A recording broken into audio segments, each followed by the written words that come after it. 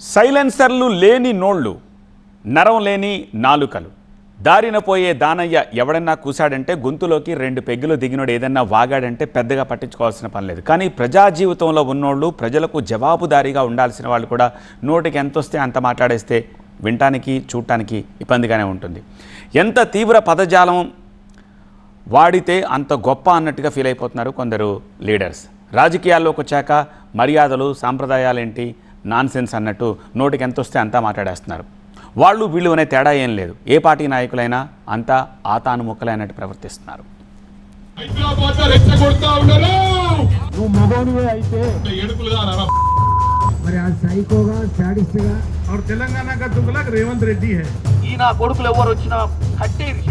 నువ్వొకటంటే నేను 2 అంటా. నువ్వేం అనుకున్నా నేను అంటూనే ఉంటా. అడిగేదెవరు? అంతా మా ఇష్టం అంటోంది రాజకీయం. విమర్శలు, ప్రతి విమర్శలు, సవాళ్లు, ప్రతి సవాళ్ల వరకు ఓకే. కానీ డోసు పెంచకపోతే తమ స్పీచ్ కి వాల్యూ ఉండదన్నట్లు చిన్న పెద్ద నాయకులంతా ఇష్టం వచ్చినట్లు రెచ్చిపోతున్నారు. నువ్వేదో నేను తీస్తా, గోడకు తాకిన తుపాకీని ఇలా పాకినాడు ఒక చెప్తున్నావు, నువ్వు ఏది కాదు నీతోటి. వాడు వీడు, అరే తురే, ఇది నేతల భాష. సంస్కారం కాదని తెలుసు, నోరు జారితే వెనక్కి తీసుకోలేమని తెలుసు. కానీ పొలిటికల్ ఎమోషన్స్ లో పూనకాలు లోడింగ్. సద్విమర్శలనే సున్నితత్వాన్ని ఎప్పుడో కోల్పోయింది రాజకీయం. గల్లాలు పట్టుకోవడం లేదన్న మాటే గాని ఎవరు నోరిప్పినా నల్లాల దగ్గర కొట్లాడినట్లే. సీఎం పై ఈ మధ్య ఒంటికాలిపై లేస్తున్నారు బీఆర్ఎస్ వర్కింగ్ ప్రెసిడెంట్ కేటీఆర్.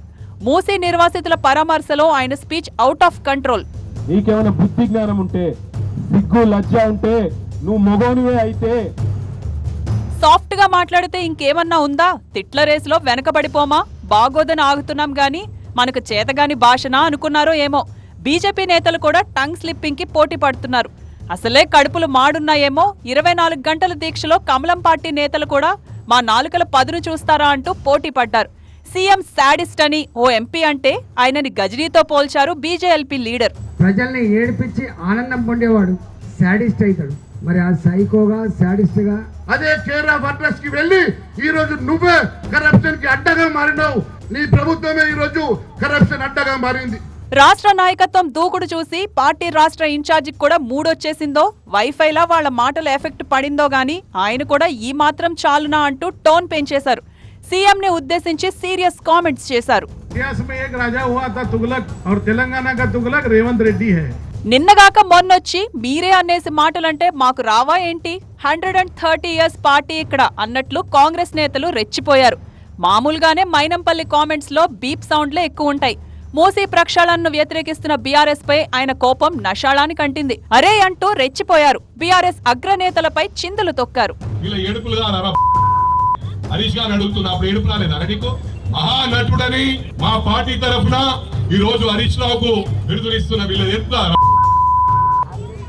వీళ్ళు మాజీ ఎమ్మెల్యేనే ఈ రేంజ్ లో మాట్లాడితే సిట్టింగ్ ఎంపీ స్పీచ్ లో ఇంకెంత మసాలా ఉండాలి? అందుకే కమాన్ అంటూ తొడగొట్టారు భువనగిరి కాంగ్రెస్ ఎంపీ. తప్పుడు ప్రచారం చేస్తున్న బీఆర్ఎస్ నేతలు కనిపిస్తే కబడ్దార్, కట్టేయండి అంతే అంటూ కేడర్ కి తన స్టైల్లో ఆర్డర్ వేశారు. ముఖ్యంగా నేను రైతులకు చెప్తున్నా, ఈ నా కొడుకులు ఎవరు వచ్చినా కట్టేరి చెట్లు.